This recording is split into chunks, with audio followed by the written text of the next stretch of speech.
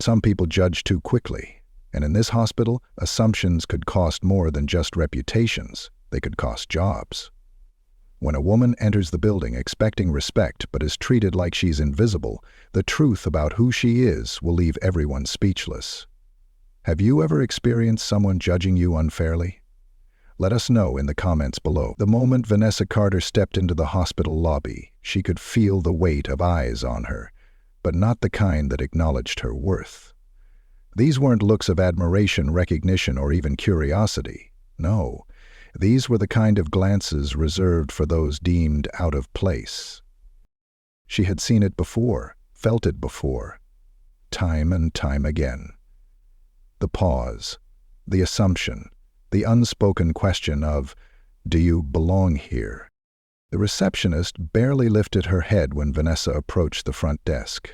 The woman, a middle-aged white woman with reading glasses perched on the tip of her nose, tapped aggressively on her keyboard.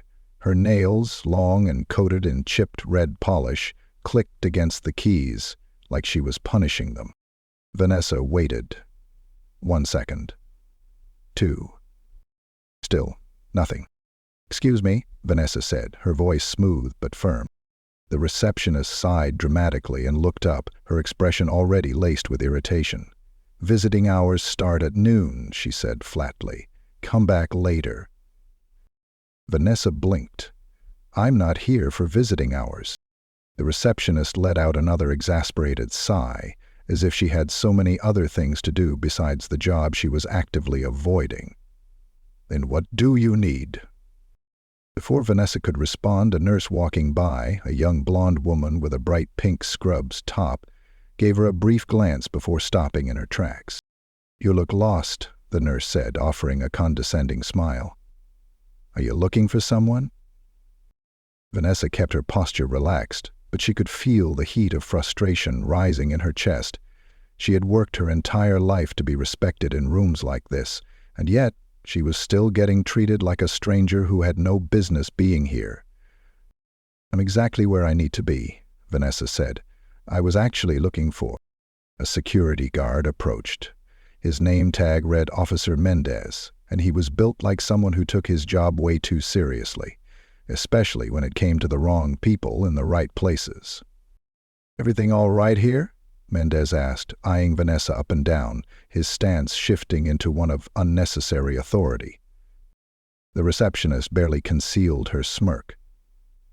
"She seems confused about where she is." Vanessa met Mendez's gaze. "I'm not confused." "You sure about that?" Mendez crossed his arms, making himself look even bigger. "Because you're standing in the middle of the front desk during peak hours and nobody seems to know why you're here." Vanessa breathed in slowly. This wasn't new.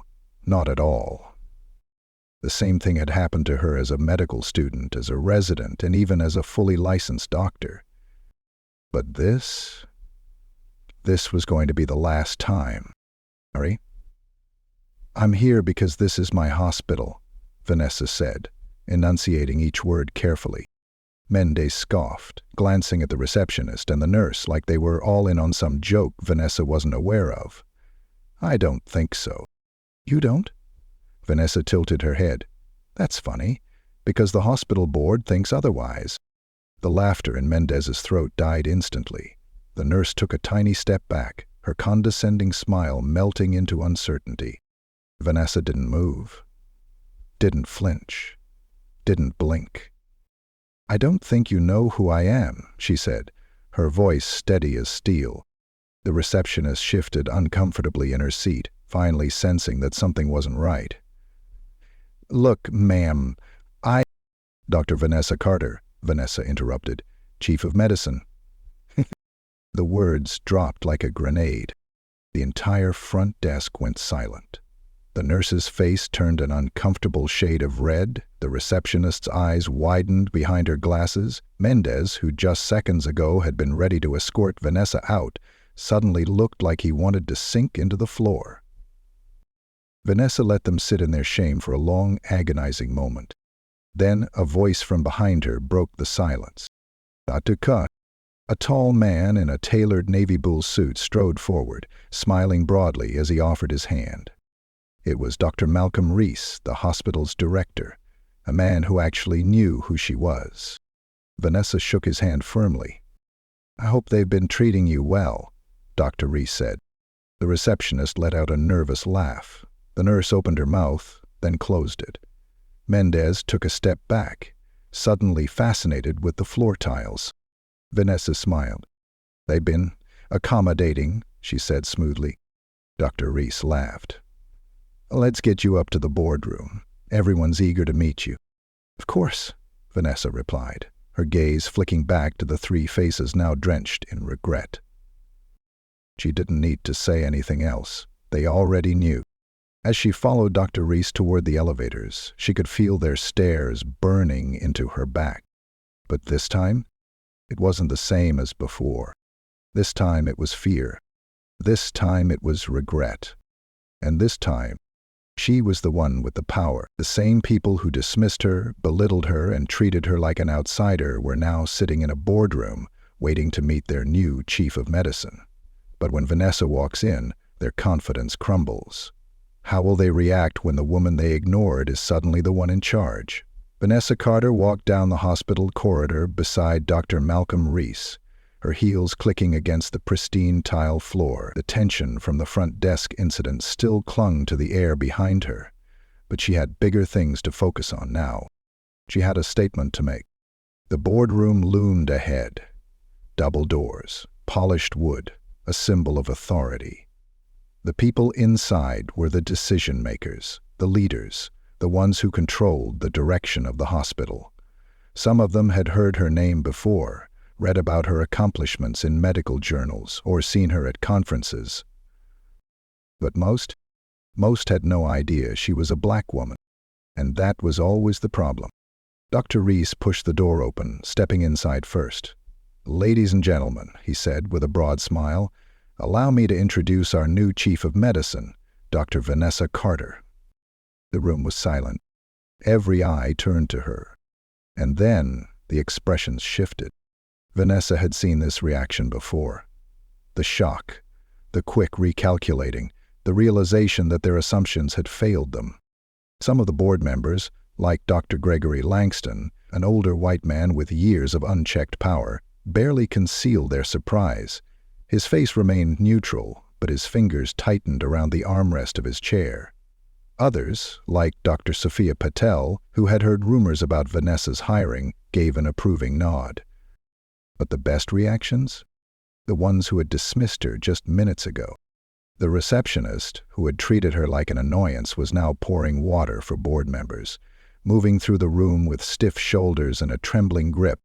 The young nurse, who had smirked at Vanessa in the lobby, stood against the wall, eyes darting between the real power players in the room. And then there was Mendez. The security guard who had tried to escort her out now stood in the corner near the exit. Silent, uncomfortable. Vanessa let them sit in it. She didn't rush to speak. She didn't give them an easy out. Instead, she walked slowly, deliberately, to the seat at the head of the table. And then she sat down. "I'd like to start by thanking Dr. Reese and the hospital board for entrusting me with this role," Vanessa said, her voice smooth and controlled. "It is an honor to lead this institution and ensure that it continues to provide the highest standard of medical care." The board members nodded, a few of them forcing polite smiles.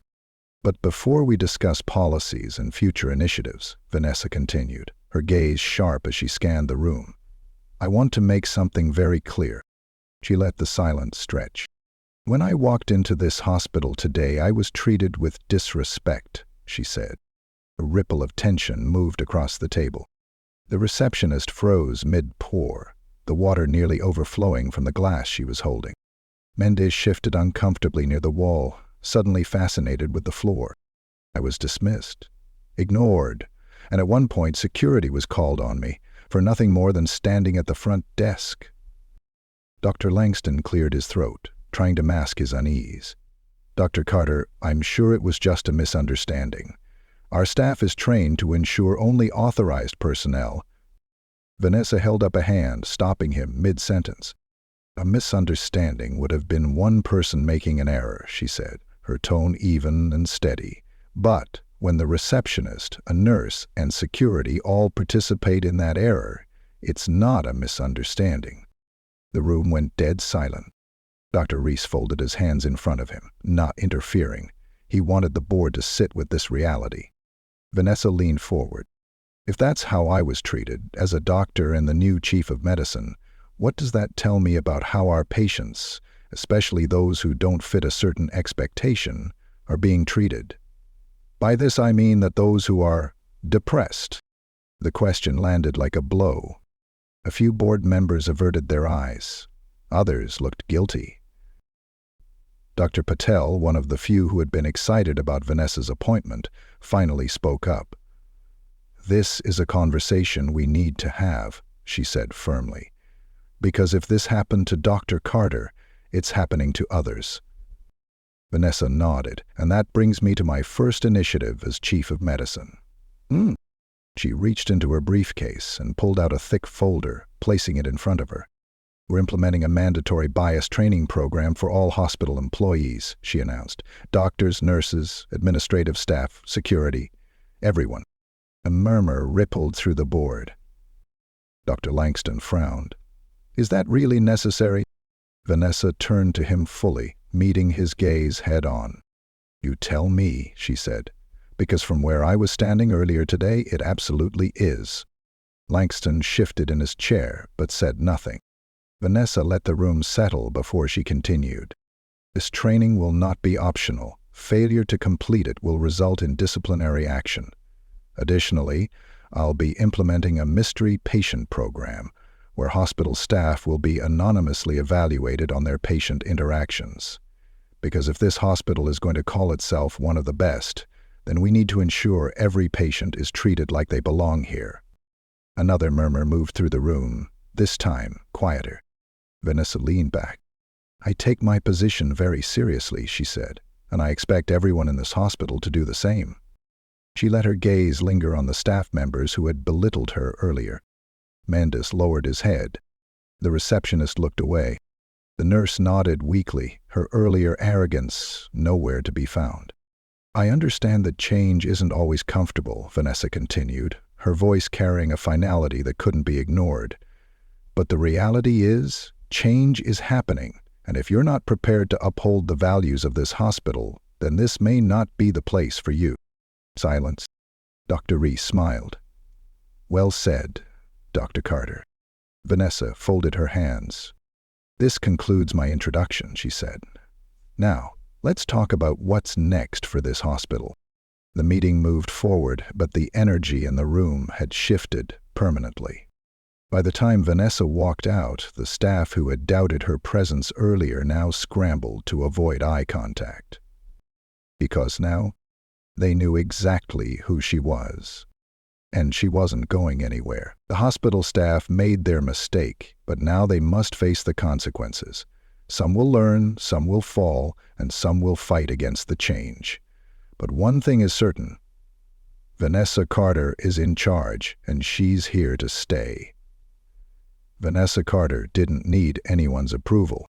She had spent years proving herself in hospitals, where she was the only black woman in the room, where her intelligence was questioned before her credentials were even checked. This wasn't new. But today was different.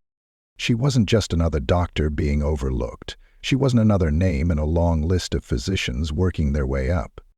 She was the highest-ranking medical authority in this hospital.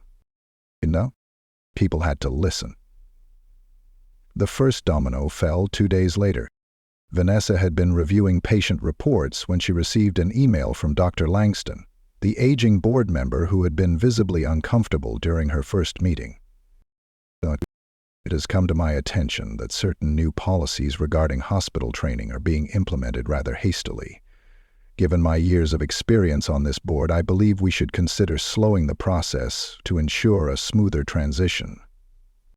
I'd be happy to discuss this further over lunch." Vanessa leaned back in her chair. She had expected this. Langston wasn't outright challenging her, not yet.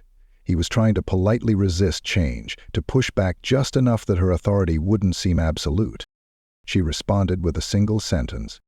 Dr. Langston, I appreciate your concerns, but the changes are already in motion. We won't be slowing down. No need for a debate. No lunch. No negotiations. By the following week, Langston had resigned. While some people resisted change, others were forced to face it. Vanessa called a meeting with the receptionist, the nurse, and Mendez, the three people who had dismissed and disrespected her on her first day. The receptionist sat stiffly, hands clasped in her lap, eyes downcast. The nurse chewed on the inside of her cheek, her confidence long gone. But Mendez? He sat with his arms crossed, his body language defensive. Vanessa tapped her pen against the table, watching them for a long moment before she spoke. "I want to ask you all a question," she said. "How do you think I felt when I walked into this hospital and was treated like I didn't belong?" Silence. The receptionist swallowed hard. I guess it must have been frustrating." Vanessa nodded. "Frustrating is one word, humiliating is another, disappointing is another." The nurse sighed. "Dr. Carter, I really didn't mean anything by it. I just assumed—" "That's the problem," Vanessa interrupted. "You assume." The nurse looked away, ashamed. Vanessa turned her gaze to Mendez, who still hadn't spoken. "You were ready to escort me out of the building," she said. Mendez exhaled through his nose. "I was just doing my job." "No," Vanessa said calmly. "You were abusing your job. Your job is to protect the hospital, not to assume that a black woman standing at the front desk is a problem that needs to be removed." Mendez clenched his jaw but said nothing. Vanessa folded her hands. "Here's how this is going to work," she said. "You're all required to complete bias training twice, and you'll be personally reviewed for the next 3 months." The receptionist nodded quickly. "Of course, I understand." The nurse sighed, but nodded as well. "Mendez?" He hesitated, just for a second, before exhaling sharply and nodding. Vanessa studied him for a moment. "If you can't handle that," she said, "you can hand in your badge right now." Mendez didn't move, but he didn't argue either. Vanessa leaned back. Dismissed. They left the room, and Vanessa finally let out a slow breath. One battle at a time. Weeks passed, and the changes became undeniable. The bias training program wasn't just another hospital initiative. It was a wake-up call. At first, some employees complained, others resisted, but the reality was nobody wanted to be on the wrong side of history. The culture of the hospital began to shift. Patients noticed. Black and brown patients who had once felt ignored or dismissed by staff suddenly found themselves receiving better treatment. Staff adjusted. Doctors and nurses started checking their biases, aware that their actions were being watched. Even security changed. Mendez, though still stiff and reserved, had started pausing before jumping to conclusions. And at the heart of it all, Vanessa Carter. She didn't just change policies, she changed the way people saw leadership. She proved that respect wasn't optional. One afternoon, as Vanessa was making her rounds, she noticed a commotion at the front desk. A young black woman in scrubs stood at the counter, shifting uncomfortably as an older white doctor questioned her. "You're here for an interview?" the doctor asked, his tone skeptical. "Yes," the woman said. "For the residency program."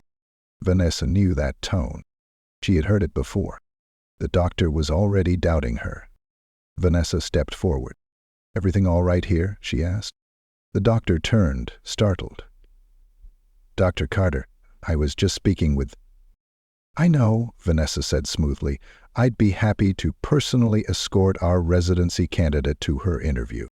The young woman let out a small breath of relief, her shoulders relaxing.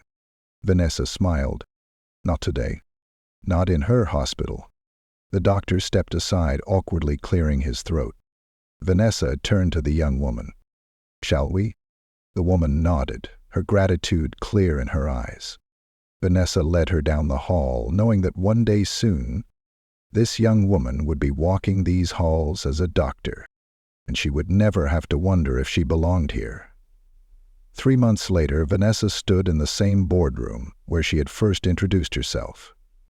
Dr. Reese smiled as he addressed the group. "I think it's safe to say that since Dr. Carter's arrival, this hospital has undergone significant change," he said. Some nodded. Others remained quiet, but nobody denied it. Vanessa sat at the head of the table, completely at ease. The message was clear. She hadn't just taken this position, she had transformed it. The days of doubt, dismissal, and disrespect were over. And now, Vanessa Carter was exactly where she belonged.